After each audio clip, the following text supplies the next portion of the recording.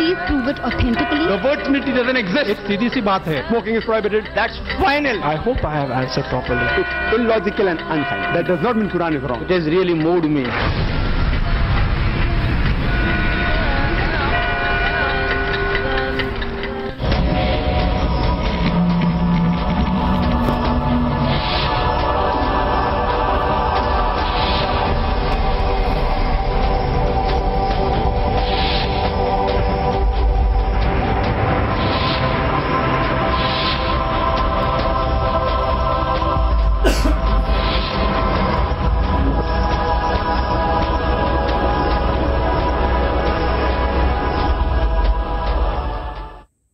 এখন আমরা আসছি আজকের সন্ধ্যার দ্বিতীয় পর্যায়ে। আজ একটা বিশেষ প্রশ্নোত্তর পর্ব রাখা হয়েছে ডক্টর জাকির নায়েকের সাথে। এই পর্ব থেকে সর্বোচ্চ সুবিধা নেওয়ার জন্য দয়া করে নির্দেশনাগুলো মেনে চলুন। আপনার প্রশ্ন জিজ্ঞেস করুন সংক্ষিপ্তভাবে এবং যথাযথভাবে। একসাথে শুধু একটা প্রশ্নই করা যাবে। দ্বিতীয় প্রশ্নের জন্য আপনাকে আবার ফিরে যেতে হবে দর্শক সারির পেছনে এবং অপেক্ষা করতে হবে প্রশ্নটি করার জন্য। অমুসলিম ভাই বোনদের প্রথমে সুযোগ দেওয়া হবে প্রশ্ন করার জন্য। দর্শকদের জন্য 3টি মাইকের ব্যবস্থা করা হয়েছে, মহিলাদের জায়গায় একটি আর পুরুষদের জায়গায় 2টি। একটা হলো সামনে মঞ্চের কাছে আমার বাঁ পাশে, একটা মাঝখানে, আরেকটা আমার বাঁ পাশে মহিলাদের বসার জায়গায়। দয়া করে মাইকের সামনে লাইনে দাঁড়ান যদি আপনি বক্তাকে কোনো প্রশ্ন করতে চান, আর মাইক অ্যাসিস্ট্যান্ট আপনার হাতে মাইক তুলে দেওয়ার পরই শুধু প্রশ্নটি করুন। আমরা প্রতিটি মাইকে একবারে শুধু একটি প্রশ্ন নেব ঘড়ির কাঁটার আবর্তন অনুসারে। প্রশ্নটি করার আগে দয়া করে আপনার নাম এবং পেশা উল্লেখ করুন। আজকে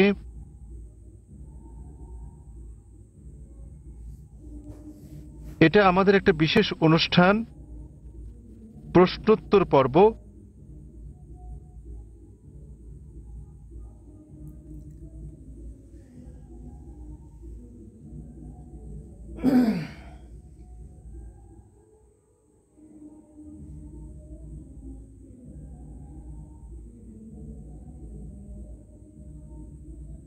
কোন ধর্ম নিয়ে মুসলিম ভাইদের প্রশ্ন হওয়া উচিত ইসলাম এবং তুলনামূলক ধর্মতত্ত্ব বিষয়ে। এখন আমি ডক্টর জাকির নায়েককে মঞ্চে আহ্বান করছি।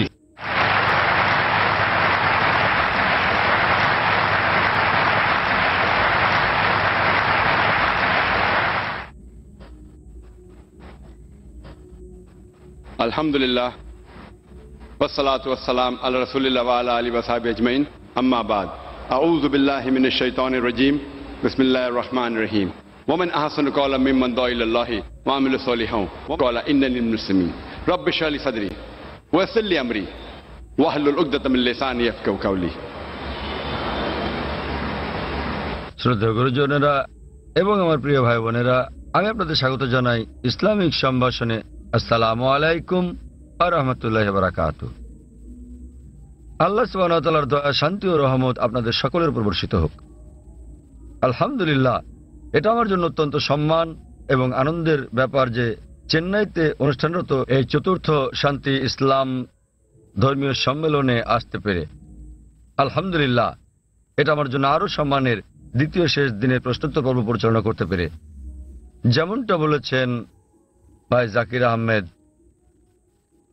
যে আমরা অনুরোধ করব যদি কোনো অমুসলিম থেকে থাকেন তাদেরকে আগে প্রশ্ন করার সুযোগ দেওয়া হোক। মানুষ প্রায় অভিযোগ করে থাকেন আমার লেকচারের পরে প্রশ্নোত্তর পর্বের সময় কম থাকে বলে। এ কারণে আয়োজকরা আমরা যেটা করেছিলাম বোম্বেতে এই কয়েক মাস আগে, তারা একটা বিশেষ পর্বের ব্যবস্থা করেছেন শুধুমাত্র প্রশ্নোত্তরের জন্য। তাই আমরা প্রথমে অনুরোধ করব এখানে যদি কোনো অমুসলিম থাকেন যারা প্রশ্ন করতে চান তাহলে তারা আগে সুযোগ পাবেন। যদি অমুসলিম কোনো প্রশ্ন করতে চান তারা যে কোনো প্রশ্ন করতে পারেন, ইসলাম ধর্ম নিয়ে বা হিন্দু ধর্ম বা খ্রিস্টান ধর্ম নিয়ে যে কোনো প্রশ্ন। আর যদি ইসলামের কোনো বিষয় সঠিক বলে মনে না হয়, ইসলামের কোনো নিয়মকানুনের সাথে যদি দ্বিমত পোষণ করেন। যদি কোরআনের কোনো বিষয়ের সাথে একমত না হন সেটাও জিজ্ঞেস করতে পারেন, আমি যুবক মানুষ, আমি নিতে পারবো। অমুসলিমরা তাদের প্রশ্ন শেষ করার পর আমরা মুসলিম ভাইদের প্রশ্ন করতে বলবো, এবং আমি মুসলিম ভাইদের অনুরোধ করব তাদের প্রশ্নগুলো যেন শুধু ইসলাম এবং তুলনামূলক ধর্ম বিষয়ে থাকে। তাই আমি এখন স্বেচ্ছাসেবকদের অনুরোধ করব প্রথমে অমুসলিমদের প্রশ্ন করার সুযোগ করে দিতে। হ্যাঁ ভাই, আপনি বলেন। আমার নাম নবীন, আমি টিসিএস এ কাজ করি। যখনই কোনো মুসলিম ধর্ম উপদেশ দেয় তারা আল্লাহর নাম নিয়ে শুরু করে এবং মুহাম্মদের নামও বলে। তারা কেন যীশু খ্রিস্টের নাম বলে না, যিনি কিনা আল্লাহর একজন নবী ছিলেন? এবং আমার মনে হয় অনেকটা অজ্ঞতাবশতই মুসলিমরা যীশু খ্রিস্টকে নিয়ে কথা বলে, শুধু খ্রিস্ট ধর্ম নিয়ে কথা বলার সময়ই। তাহলে মুসলিমরা যখন কথা বলা শুরু করে তারা কেন আল্লাহ এবং মুহাম্মদের নামের পর যীশু খ্রিস্টের নামও বলে না, যেহেতু তিনি নিজেও আল্লাহর একজন নবী ছিলেন? ভাই, খুব ভালো প্রশ্ন করেছেন যে যখন মুসলিমরা আলোচনা শুরু করে ইত্যাদি, তারা প্রথমে আল্লাহ সুবহানাহু ওয়া তাআলার নাম স্মরণ করেন, এরপর আল্লাহর রাসূল মুহাম্মদ সাল্লাল্লাহু আলাইহি সাল্লামের নাম নেন। কেন তারা নাম নেন না যীশু খ্রিস্টের, তার উপর শান্তি বর্ষিত হোক? আপনি মনে করছেন এটা করলে ভালোই হবে, যেহেতু আপনি জানেন যে ইসলামে যীশু খ্রিস্ট, তার উপর শান্তি বর্ষিত হোক, তিনিও আল্লাহ তাআলার একজন রাসূল ছিলেন, তিনিও ইসলামের একজন বার্তাবাহক। আল্লাহ কোরআনে বলেছেন সূরা ফাতির অধ্যায় নম্বর 35 আয়াত নম্বর 24, এমন একটিও জাতি বা গোষ্ঠী নেই যাদের প্রতি আমি সতর্ককারী পাঠাইনি। আল্লাহ বলেন সূরা রাদ অধ্যায় 13 আয়াত নম্বর 7, এবং প্রত্যেক জাতির প্রতি আমি একজন সতর্ককারী, একজন পথপ্রদর্শক পাঠিয়েছি। নামানুসারে কোরআনে মাত্র 25 জন নবীর কথা উল্লেখ রয়েছে,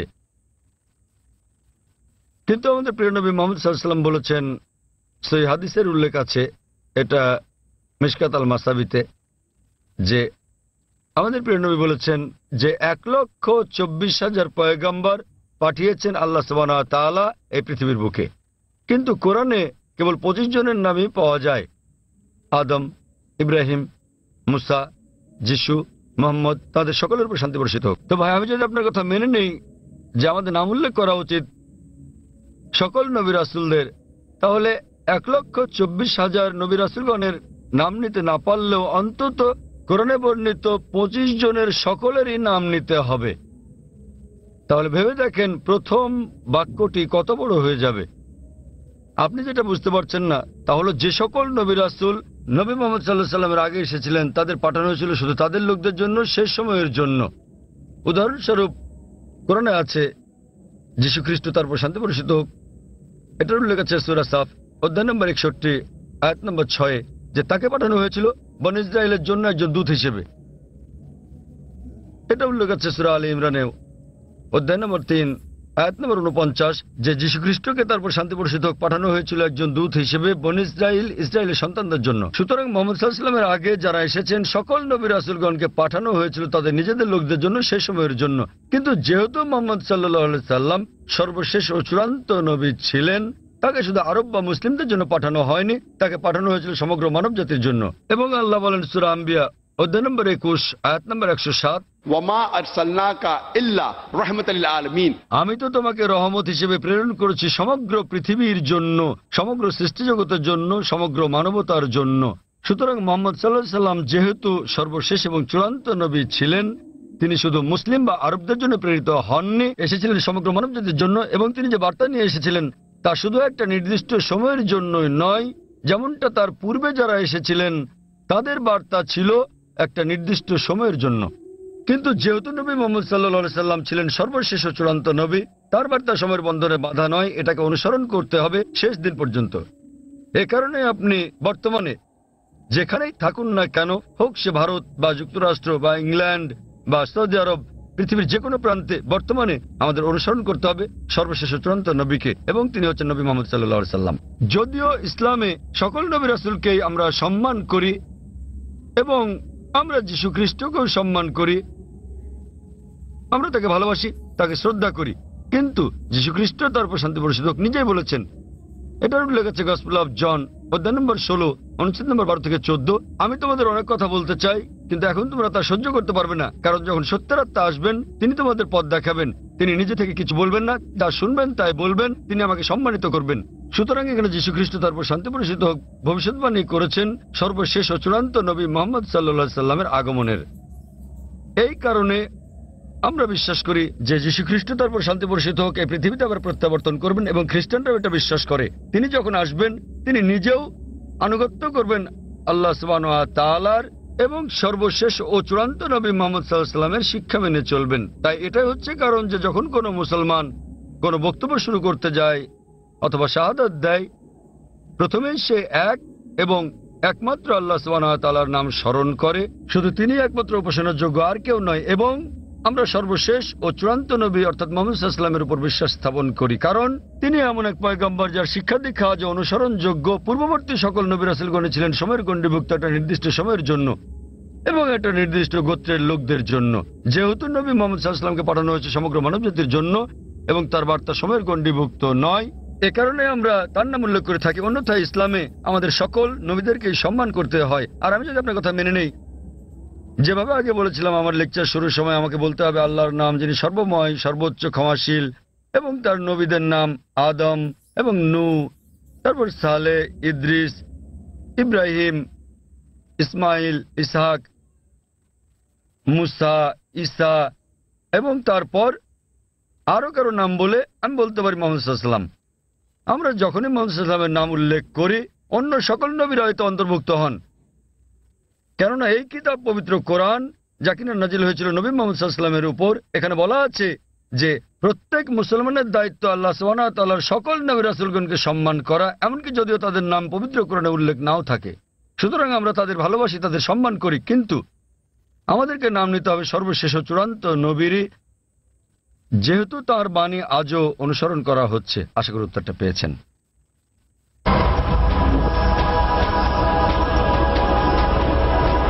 এখানে কি কোনো অমুসলিম ভাই আছেন মাঝখানের মাইকে?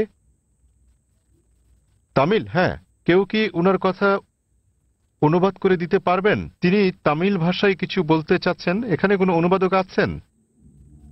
আমরা চাই উনার প্রশ্নটি যথাযথভাবে অনুবাদ করা হোক। তাকে তামিল ভাষাতেই প্রশ্নটি করতে দিন, অনুবাদক সেটাকে বাংলায় করবেন।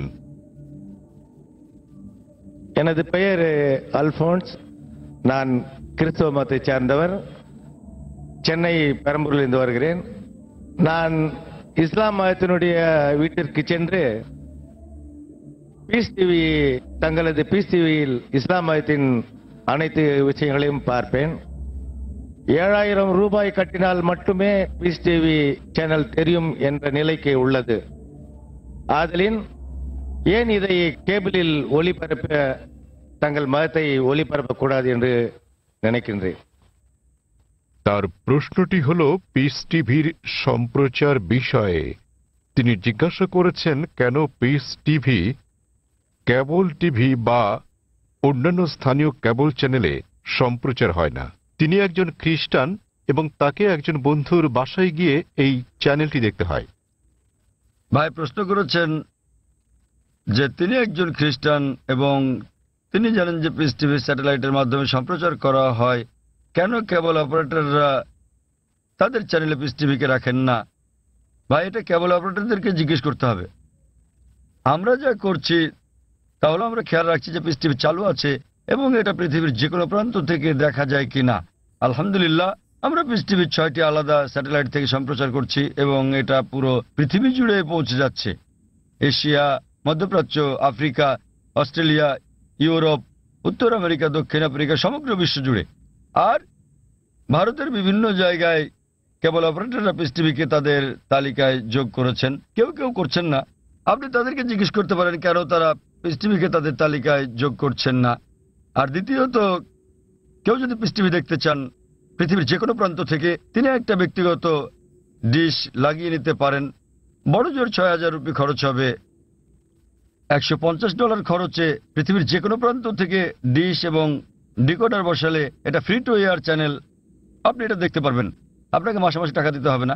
এটা free to air channel, dish এবং ডিকোডারের খরচ পড়বে প্রায় ৬,০০০ রুপি। এটা আপনি বসাতে পারেন আপনার ছাদে বা বারান্দায়, এবং ইনশাল্লাহ আপনি সারা জীবন দেখতে পারবেন। আপনাকে কোনো টাকা দিতে হবে না এর জন্য। আর আমাদের দুটো চ্যানেল আছে, একটা পিস টিভি ইংলিশ, আরেকটা হলো পিস টিভি উর্দু। তাই একবার ডিশ বসালে ইনশাল্লাহ আপনি দুটো চ্যানেলই দেখতে পারবেন। এবং আপনি যদি এটা আপনার বিল্ডিংয়ে বসান এবং 50টা বাড়িতে এই ডিশ লাইনটা ভাগ করে নেন, বাড়ি প্রতি হয়তো খরচ পড়বে মাত্র কয়েকশো রুপি। সুতরাং যে কেউ দেখতে চাইলে এইভাবে দেখতে পারেন। আর পিস টিভিকে ইন্টারনেটেও আমরা দিয়ে দিয়েছি। স্বাভাবিকভাবে ইন্টারনেটের গুণগত মান স্যাটেলাইটের তুলনায় অনেক নিম্নমানের হবে। আপনি ইন্টারনেটে www.peacetv.org এই সাইটে দেখতে পারবেন। এমনকি মোবাইলেও সম্প্রতি আমরা পিস টিভি মোবাইলেও চালু করেছি। আপনার কাছে যে হ্যান্ডসেটই থাকুক না কেন, নোকিয়া অথবা আইফোন, আমরা চেষ্টা করছি বিশ্বের 80% হ্যান্ডসেটের জন্য এটাকে সহজলভ্য করতে। তবে ফোনটা যত উঁচু মানের হবে, যদি আপনি তৃতীয় প্রজন্মের ফোন নিয়ে থাকেন, এর মান অনেক উন্নত হবে। যদি ওয়াইফাই ব্যবহার করেন, উন্নত মান পাবেন। সুতরাং হ্যান্ডসেটের উপর নির্ভর করে আপনি মোবাইলেও পিস টিভি দেখতে পারেন। এটা সম্পূর্ণ বিনামূল্যে। এর ওয়াপ ইন্টারনেটের জন্য www.peacetv.org, মোবাইলের জন্য এর ওয়াপ wap.peacetv.org। আশা করি উত্তরটা পেয়েছেন। হ্যাঁ বোন, আপনার প্রশ্নটি করুন। শুভ সন্ধ্যা, আমার নাম নিখিলা। আমি ডেন্টালের একজন ছাত্রী। ইসলাম সম্পর্কে আমার জ্ঞান আসলেই কম। আমি যতটুকু জানি আমার বন্ধুদের কাছ থেকে শুনেছি। আমার প্রশ্ন হচ্ছে, আমি একটি পোস্টারে দেখেছি যে বলা আছে সঙ্গীত এবং নৃত্য ইসলামে গ্রহণযোগ্য নয়। এটা কেন? মানে আমি বলতে চাইছি যে আপনি এটা এমনি এমনি বলতে পারেন না যে গান বাজনা বা নৃত্য করো না। যেমন আপনি যদি বলেন যে ভরতনাট্যম বা অন্য কোনো নৃত্যের ব্যাপারে যেখানে সঙ্গীত আছে, এমনকি এমনিতেও আমরা সঙ্গীতের মাধ্যমে ঈশ্বরের প্রশংসা বা নিজেদের আবেগ প্রকাশ করে থাকি, তাহলে গান বাজনা গ্রহণযোগ্য নয় কেন? বোন জিজ্ঞেস করলেন যে কেন ইসলাম ধর্মের সঙ্গীত এবং নৃত্য নিষিদ্ধ। প্রথমে আমি সঙ্গীত নিয়ে বলছি, এরপরে নৃত্য। সঙ্গীতের ব্যাপারে বলা যাবে, আমাদের প্রিয় নবী মুহাম্মদ সাল্লাল্লাহু আলাইহি ওয়াসাল্লাম বলেছেন যে সঙ্গীতের বাদ্যযন্ত্র সাধারণ নিয়মে সবই নিষিদ্ধ, তবে তিনি যেটার অনুমতি দিয়েছিলেন সেটা দাফ। একপাশে খোলা ড্রাম, যাকে বলা হয় ডাফ বা ডাফলি। বাকি সবগুলোই নবী নিষিদ্ধ করেছেন, কারণ আপনি যদি ভেবে দেখেন এটা আপনাকে দূরে নিয়ে যায় আল্লাহ সুবহানাহু ওয়া তাআলার জিকির থেকে, সর্বশক্তিমানকে স্মরণ করা থেকে। এ কারণে যখন আমরা এরকম গান শুনি, যেমন ধরেন সিনেমার গান হোক, সেটা হিন্দি, মালায়ালাম, তামিল বা অন্য কিছু, আপনি দেখবেন যে এই হিন্দি সিনেমার গানগুলোর বেশিরভাগ কথায় একেবারে বাস্তবতা বহির্ভূত। আপনি জানেন যে নায়ক নায়িকাকে বলছে, मैं तुम्हारे लिए चांद तोड़ के लेके आऊंगा, मैं तुम्हारे लिए सितारे तोड़ के लेके आऊंगा। আমি তোমার জন্য চাঁদ নিয়ে আসবো, আমি তোমার জন্য তারা নিয়ে আসবো।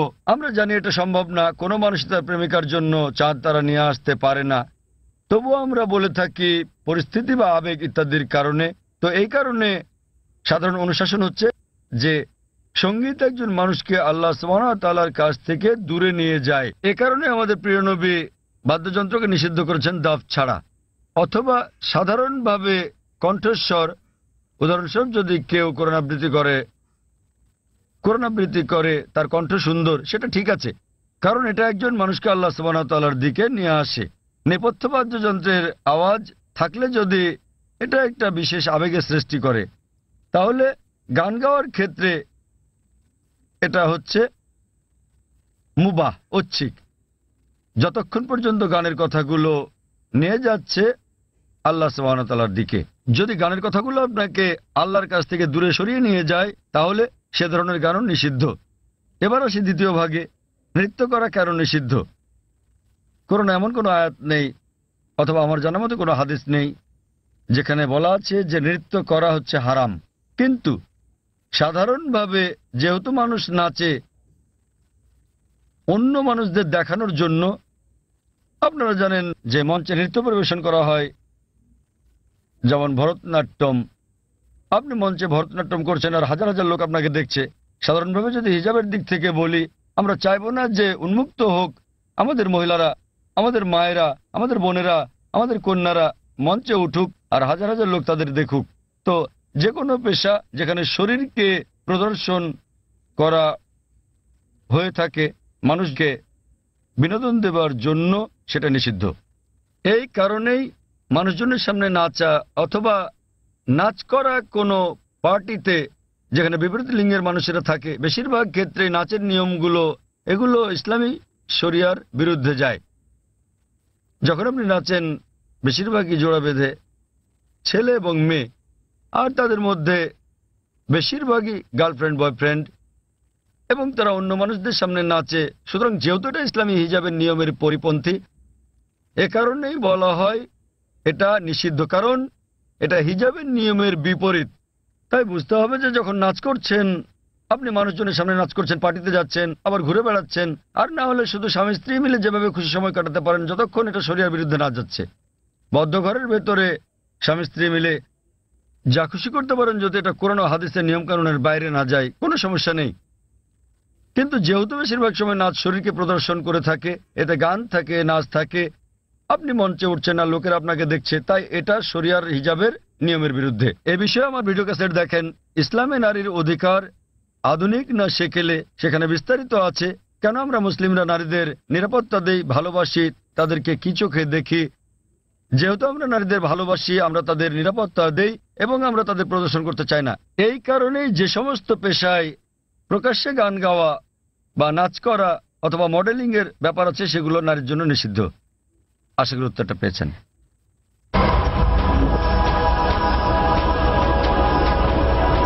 যদি কোনো অমুসলিম থাকেন, জাকির ভাই যেটা বলেছেন, যদি কোনো অমুসলিম কোনো প্রশ্ন করতে চান নির্দ্বিধায় করতে পারেন। আপনার যে কোনো প্রশ্ন ইসলাম নিয়ে অথবা অন্য কোনো ধর্ম নিয়ে, ইসলাম এবং তুলনামূলক ধর্ম নিয়ে যে কোনো প্রশ্ন অথবা ইসলামের কোনো বিষয় যদি আপনার কাছে সঠিক মনে না হয়, এটাই সুযোগ। আপনি যে কোনো প্রশ্ন করতে পারেন। জনমানুষের সামনে এভাবে খোলামেলা প্রশ্ন করার সুযোগ সত্যি দুর্লভ। একজন অমুসলিম ভাই আছেন। আপনি কি অমুসলিম? হ্যাঁ ভাই, আপনার প্রশ্ন করুন। হ্যাঁ, আসসালামু আলাইকুম ভাই জাকির, এবং শুভ সন্ধ্যা আমার ইসলামী ভাইদের এবং অন্য ধর্মের ভাইদেরও। আমার নাম রামজি জয়রামান। আমি আমেরিকার একজন টেকনোলজিস্ট, সেখানে প্রায় ৩৫ বছর ধরে বাস করছি। আর গত ৩ বছর ধরে আমি আধ্যাত্মিকতা চর্চা করছি আমার জীবিতকালেই একটা আত্মিক মুক্তির উদ্দেশ্যে। আমি কোরআন শরীফ পড়েছি। আমার একজন বন্ধু আছে, বলতে পারেন আজীবনের বন্ধু। গত ৪৫ বছর ধরে সে একজন খাঁটি মুসলমান। আমার প্রশ্ন হচ্ছে, প্রথমে আমাকে একটি কথা বলতে দিন, তারপর আমি আমার প্রশ্নটি করব। আমরা যখন কিছু বুঝতে চাই, হোক সেটি ধর্ম নিরপেক্ষ অথবা ধর্মীয়, আমরা বই পড়ে সেটি জানি, কিন্তু যখন আমরা বইটি পড়ি আমরা সেটা বুঝেই পড়ি।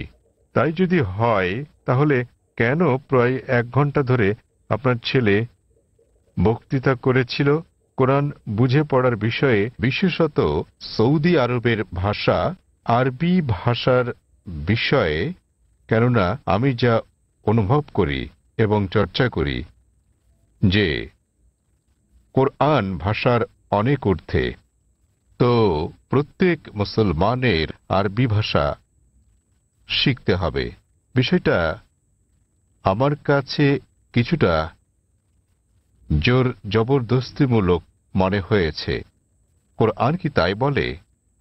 ভাই একটা ভালো প্রশ্ন করেছেন।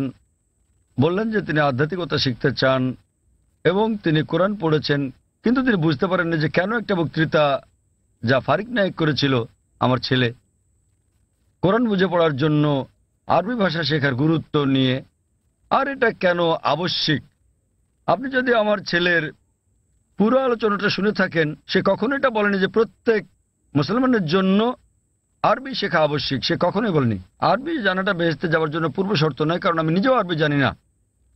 আমি নিজেও আরবি একটা ভাষা হিসেবে শিখিনি, এদিক সেদিকে একটু একটু বুঝতে পারি। আমি আরবি ভাষা জানি না, কিন্তু আমার ছেলে জানে, মাশাআল্লাহ, সে আমার চেয়ে ভালো জানে। সে কোরআন সরাসরি অনুবাদ করতে পারে, আমি পারি না। কিন্তু তার আলোচনায় যদি আপনি শুনে থাকেন, সে বলেছিল যে যদি আপনি আরবি না জানেন কমপক্ষে অনুবাদটা পড়েন। তো তার বক্তব্য ছিল কোরআন বুঝে পড়া উচিত, আর প্রশ্ন ছিল আল কোরআন কি বুঝে পড়া উচিত, হ্যাঁ অথবা না, আর উত্তর ছিল হ্যাঁ। সে বলেনি যে একজন মানুষের আরবি জানা আবশ্যক। সে বলেছিল আপনার কমপক্ষে অর্থ বুঝে পড়া উচিত কোরআন, আর কোরআন বুঝে পড়ার সবচেয়ে ভালো উপায় হচ্ছে আরবিকে ভাষা হিসেবে শেখা। আপনি যখনই কোনো বই অনুবাদ করেন, কোনো সাধারণ বই অনুবাদ করতে গেলে অনুবাদটা কখনো 100% সঠিক হবে না। এটা হতে পারে 80%, 90%, 99%। ভাষাটা যত বেশি কঠিন হবে, যত বেশি বিশুদ্ধ হবে, অনুবাদ তত বেশি কঠিন হবে। কোরআন হচ্ছে পৃথিবীর সবচেয়ে অনুবাদ অযোগ্য বই, তাই কোরআনের অনুবাদ কখনোই কোরআনের অনুরূপ হবে না। কারণ আরবি ভাষাটা এতই শক্তিশালী, এতই বিশুদ্ধ, আর এছাড়া এটা সর্বশক্তিমান আল্লাহ সুবহানাহু ওয়া তাআলার বাণী। এই কারণেই সর্বোৎকৃষ্ট উপায় হচ্ছে আরবিকে ভাষা হিসেবে শেখা। দ্বিতীয়ত, আপনি যদি আরবি ভাষা না জানেন, তাহলে সে বলেছিল যে ভাষাটা ভালো জানেন সেই ভাষায় অনুবাদটা পড়েন। আপনি ইংরেজি জানলে ইংরেজিতে পড়ুন, তামিল জানলে তামিলে পড়ুন, হিন্দি জানলে হিন্দিতে, বাংলায় জানলে বাংলায় কোরআনের অনুবাদ পড়ুন। সে যা বলেছিল তার মূল বক্তব্য ছিল কোরআন পড়ুন অর্থ সহকারে। এখন এই প্রশ্নটা একজন সাধারণ মানুষের পক্ষে খুবই স্বাভাবিক। আপনার প্রশ্ন ছিল কেন একজন মানুষ বলবে যে বইটি অর্থ বুঝে পড়ো? অর্থ তো বোঝাই গেছে। যখনই কোনো বই পড়া হয় সেটি তো অর্থ বুঝেই পড়া উচিত। কিন্তু আপনি বুঝতে পারেন যে মুসলিম সম্প্রদায়ের মধ্যে দুঃখজনকভাবে, যেমনটা আমার ছেলে বলেছে, যে শতকরা 80%-এরও বেশি মুসলমান আরব নন এবং তারা আরবি ভাষা জানেন না। এখানে নবীর একটা হাদিস আছে, তিনি বলেছেন যদি তোমরা কোরআন তিলাওয়াত করো তো সব পাবে। সেই কারণে বেশিরভাগ মুসলিম যখন কোরআন পড়ে তারা আরবিতেই পড়ে, কিন্তু তার অর্থটা বোঝে না। তাই এটা পৃথিবীর সবচেয়ে বেশিবার পড়া বই, কিন্তু একই সাথে অর্থ না বুঝে সবচেয়ে বেশিবার পড়া বই ওটি। তো আমার ছেলে বলেছিল আরবি অংশটা পড়ার পরে যা বেশিরভাগ অমুসলিমই বোঝেন না, অন্তত সেই অংশের অনুবাদটা পড়েন সেই ভাষায় যে ভাষাটা আপনি ভালো বোঝেন। সে জোর দিচ্ছিল যে কোরআন নির্দেশনামূলক গ্রন্থ, এটি সর্বশক্তিমান আল্লাহর গ্রন্থ। সে সকল মুসলমানকে অনুরোধ করেছে যে আরবিটা পড়ার পাশাপাশি অনুবাদটাও পড়েন, যার স্থান দ্বিতীয়, কিন্তু সবচেয়ে ভালো আরবিকে একটি ভাষা হিসেবে শেখা। কেননা আপনি যদি আরবি জানেন এবং শুদ্ধ ভাষা জানেন, যা আমরা আমাদের স্কুলে শেখাই, ইসলামিক ইন্টারন্যাশনাল স্কুল বোম্বে এবং ইসলামিক ইন্টারন্যাশনাল স্কুল চেন্নাইতে, তাহলে সংযোগ সূত্র পেয়ে যাবেন এবং কোরআনের অর্থ বোঝাটা আরো ভালোভাবে হবে। আশা করি উত্তরটা পেয়েছেন। ধন্যবাদ। সেখানে কি কোনো অমুসলিম ভাই আছেন? হ্যাঁ হ্যাঁ ভাই, আপনার প্রশ্নটি করুন। শুভ সন্ধ্যা ডাক্তার সাহেব, আমি রাজা, একজন নির্বাহী অফিসার, চেন্নাই থেকে এসেছি। প্রশ্ন করার আগে আমি একটি উদাহরণ দেব, তারপর আমি আমার প্রশ্নটি করব। বিজ্ঞানীরা অনেক ধরনের জিনিস আবিষ্কার করেছেন মানব জাতির জন্য। উদাহরণস্বরূপ বলা যায় আলেকজান্ডার গ্রাহাম বেল টেলিফোন আবিষ্কার করেছেন, কিন্তু আলেকজান্ডার গ্রাহাম বেলের সময় ফোন ছিল অন্য রকম। কিন্তু এখন আমাদের এই আধুনিক 24 শতকে আমরা ব্যবহার করছি মোবাইল, ইমেইল পাঠাচ্ছি, ইন্টারনেট, ফ্রিল্যান্স, ছবি, সারা বিশ্ব জুড়েই। আমি যা বলতে চাইছি, মানুষ যাই সৃষ্টি করেছে তার কিছু অংশের পরিবর্তন হতে পারে, কিন্তু একটা ব্যাপার আমি বুঝি, তা হলো যদিও আমি একজন আধ্যাত্মিক মানুষ, তো এই সাপ্তাহিক চক্র অর্থাৎ সপ্তাহের 7 দিন, এটা সারা বিশ্বেই একই নিয়মে পালন করা হয়। হোক এটা ভারতে, আফগানিস্তানে, অথবা হতে পারে জার্মানি, ইউরোপ, মধ্যপ্রাচ্য, আফ্রিকা, যেখানেই হোক না কেন, প্রায় 600 কোটি মানুষ এই সাপ্তাহিক চক্রকে অনুসরণ করে, অর্থাৎ 7 দিন, রবিবার থেকে শনিবার। আমার মনে হয় ডাক্তার সাহেব, এই 7 দিনের সাপ্তাহিক চক্র কোনো মানুষের দ্বারা তৈরি হয়নি। আমি বুঝতে পেরেছি এই সাপ্তাহিক চক্র তৈরি হয়েছে সর্বশক্তিমান সৃষ্টিকর্তার হাতেই। আমি প্রশ্ন করতে চাই যে এই 7 দিনের চক্রের কথা কি কোনো ধর্মগ্রন্থে লেখা আছে? আর সাথে আরেকটি প্রশ্ন, সেটি হলো যে আল কোরআনে কি সৃষ্টির কোনো নিয়মের উল্লেখ আছে কিনা? এইটুকুই। ভাই একটা প্রশ্ন করলেন যে মানুষ যখন কোনো কিছু আবিষ্কার করে উদাহরণ হিসেবে আলেকজান্ডার গ্রাহাম বেলের টেলিফোন আবিষ্কারের কথা বলেছেন, কিন্তু সময়ের সাথে সাথে এটা বদলাতে থাকে। আর এখন আমরা মোবাইল ফোন ব্যবহার করছি, যা অনেকটা ভিন্ন। এগুলো মানুষের সৃষ্টি। কিন্তু এই সাপ্তাহিক চক্র সারা পৃথিবীতে অনুসরণ করা হয়। এটা সর্বশক্তিমান আল্লাহর সৃষ্টি, সর্বশক্তিমান আল্লাহর সৃষ্টি। সেজন্য এটা সমগ্র পৃথিবীতে অনুসরণ করা হয়। তিনি জানতে চান যে এই পৃথিবীর এই আবিষ্কারের কথা কোরআনে অথবা আগের ধর্মগ্রন্থগুলোতে উল্লেখ আছে কি না। ভাই, আপনাকে একটা কথা বলি, আমি আপনার সঙ্গে একমত। মানুষ যখন কোনো কিছু আবিষ্কার করে সেটার বিবর্তন হতে থাকে, উন্নতি হতে থাকে, শুধুমাত্র আল্লাহরটা ছাড়া। আল্লাহ হলেন নিখুঁত। তিনি কিছু সৃষ্টি করলে সেটা নিখুঁতভাবে সৃষ্টি করেন, অথবা তিনি ধাপে ধাপে এটাকে উন্মোচন করতে পারেন। কারণ সৃষ্টির জন্য তিনি যেটা সৃষ্টি করেছেন মানুষের জন্য তারা বুঝতে নাও পারে। উদাহরণস্বরূপ, তিনি অনেক নবী পাঠিয়েছেন। প্রথম নবী ছিলেন আদম আলাইহিসসালাম, এবং তারপর অনেক নবী পাঠিয়েছেন, 1,24,000। সর্বশেষ নবী মুহাম্মদ সাল্লাল্লাহু আলাইহি সাল্লাম, তিনি অনেক বাণী পাঠিয়েছেন, অনেক গ্রন্থ। কিছু কিছু গ্রন্থের কথা কোরআনে উল্লেখ আছে, তাওরাত, জবুর, ইনজিল, এবং সর্বশ্রেষ্ঠ কোরআন। এমন না যে সর্বশক্তিমান আল্লাহ কোরআনের সম্পর্কে জানতেন না। ওই সময় মানুষ সেই বার্তাটা গ্রহণ করার উপযুক্ত ছিল না। তাই মানুষের অনুধাবন ক্ষমতার উপর ভিত্তি করে তিনি একের পর এক গ্রন্থ পাঠিয়েছেন। যখন তিনি দেখলেন যে মানুষ এবার মর্ম বুঝতে পারবে, তখন তিনি সর্বশেষ চূড়ান্ত গ্রন্থ আর সর্বশেষ চূড়ান্ত নবী মুহাম্মদ সাল্লাল্লাহু আলাইহি ওয়াসাল্লামকে পাঠালেন। এবার আপনার প্রশ্নে আসি, সাপ্তাহিক চক্রের ব্যাপারে। 7 দিন সমগ্র পৃথিবীতে অনুসরণ করা হয়। আপনি বলেছেন রবিবার থেকে শনিবার। এই 7 দিনের চক্র সারা পৃথিবীতেই আছে, কিন্তু এটা সব জায়গায় এক নয়। আপনি যদি যান কোনো মুসলিম দেশে, রবিবার ছুটির দিন নয়, শুক্রবার ছুটির দিন। তাই এটা রবিবার থেকে শনিবার নয়, এটা শুক্রবার থেকে বৃহস্পতিবার। কিন্তু এটা 7 দিনই। তো এই 7 দিনের চক্রটা একই আছে, দিনগুলো ভিন্ন হতে পারে, যেমন এইসব ছুটির দিন ইত্যাদি। আর একইভাবে আপনি যদি বাইবেল পড়েন, বাইবেলের 7 দিনের কথা বলে থাকে সৃষ্টিকালের ব্যাপারে। এমনকি ইহুদি ধর্মগ্রন্থ এই কথা বলা আছে, পবিত্র কোরআনে এই কথা আছে, হাদিসে কথা বলে থাকে।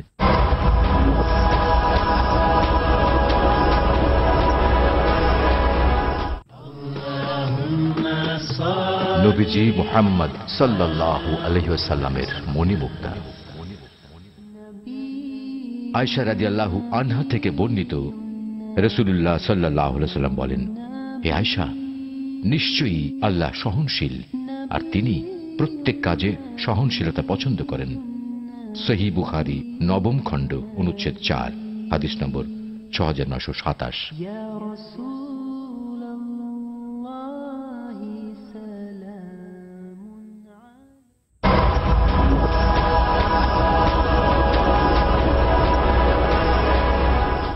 কোরআনে বলা আছে অনেক জায়গায় যে সর্বশক্তিমান আল্লাহ পৃথিবী তৈরি করেছেন 6 দিনে, 6টি পর্যায়ে।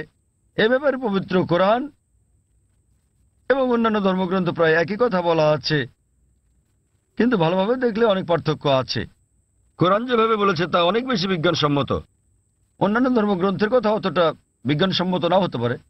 উদাহরণস্বরূপ, বাইবেলে এই ব্রহ্মাণ্ডের সৃষ্টি বিষয়ে বলা আছে, সেখানে বলা আছে সর্বশক্তিমান ঈশ্বর 6 দিনে পৃথিবী তৈরি করলেন এবং 7ম দিনে বিশ্রাম নিলেন।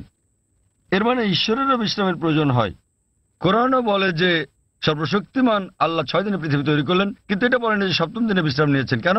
কারণ পবিত্র কোরআনে আছে সূরা বাকারা অধ্যায় নম্বর 2 আয়াত নম্বর 255, এটা আয়াতুল কুরসি। আল্লাহু লা ইলাহা ইল্লাল হাইয়ুল কাইয়্যুম লা তাখুযু সিনাতুন ওয়া লা নাওম লাহু মা ফিস সামাওয়াতি ওয়া মা ফিল আরদ।